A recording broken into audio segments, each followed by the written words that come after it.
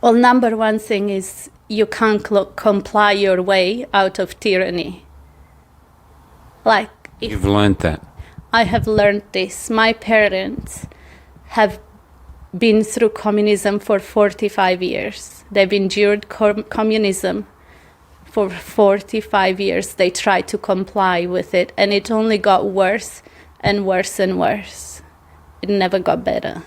You can't comply your way out of tyranny, and this is what the message that I would like to send out there. If people don't remember anything from this interview, it's just this. You simply cannot comply your way out of tyranny. You are either brave, you stand up now while we still have some freedoms left, while we can go out on the street and not get shot and killed. You either stand up now or you're going to be a slave for the rest of your life.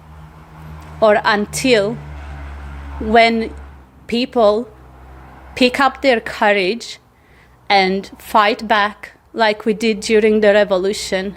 But then, if they don't stand up now, if they decide to stand up later, it's going to come at the cost of their lives. Mark my words.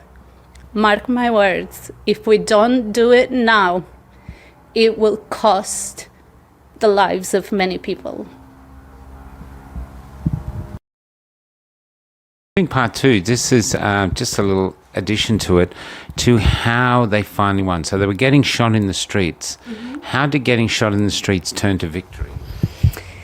Well, you won't believe this, but it wasn't. So I want to explain the difference between a protest and a revolution, because we often call our protests revolution. They are not a revolution, they are protests. Not that I have anything against calling them a revolution, but I just want to make that distinction, because in a revolution, they were there to win, and they said, we are not going home until this government comes down. Kill us, do whatever you want with us, we are not going home. In a protest, you go there, march around nicely, and come home to your house. So there's a big difference between a protest and a revolution. So I just want to explain that. So people kept turning up.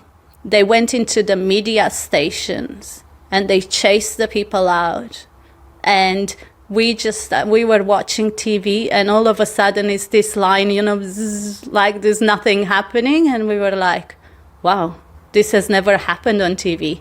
And then a few seconds later, it was the people from the People's Revolution, and they were like, we've taken over the media.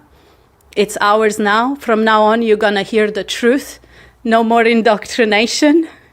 They would go into the police stations and or schools, all the government offices, and bring out all their crap and all their communist indoctrination books and whatever they had, and they would they made a big bonfire in the middle of the town and just burnt everything to the ground and chased them all out. And basically, but really, the way we won in the end is this, because the police and the army were ordered to shoot into the people.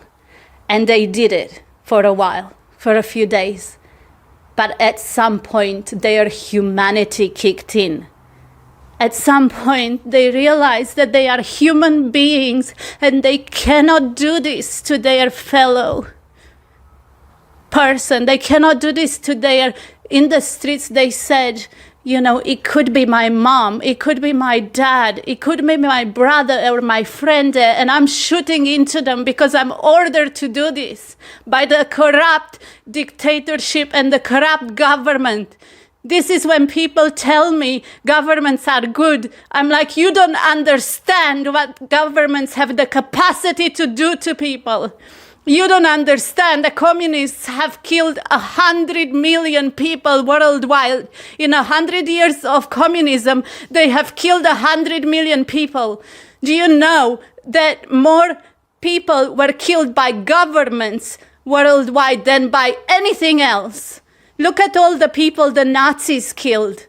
20 million. The communists, 100 million. It's the government that's the real threat. I'm not saying there isn't good governments. I'm not saying there aren't good politicians and good people. But when the government goes rogue, when the government turns into a dictatorship, then we have the duty to stand up and defend ourselves and defend our freedoms and defend our families and defend our future and the future of our nation and the future of our kids. Sorry, start again. Well, I just want to say that communism doesn't happen overnight. This is all planned, carefully planned, and it takes years and years of indoctrination to get to even where we are today. And communism, it's not gonna happen.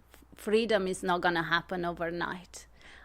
So it will take time, and people need to realize this. And the picture that comes to mind for me is, maybe if you've ever been to Sunday school, is of Joshua and the Battle of Jericho.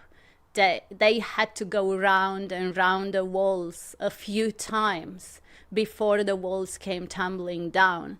Because, and this is what's going to happen, the wall of injustice, it doesn't come down overnight. It took them years and years to build and fortify their walls and their system. And it's slowly crumbling, and we can already see gaps into those walls, where the freedom warriors have, punched through those big, strong walls. And we've already made some cracks and some gaps.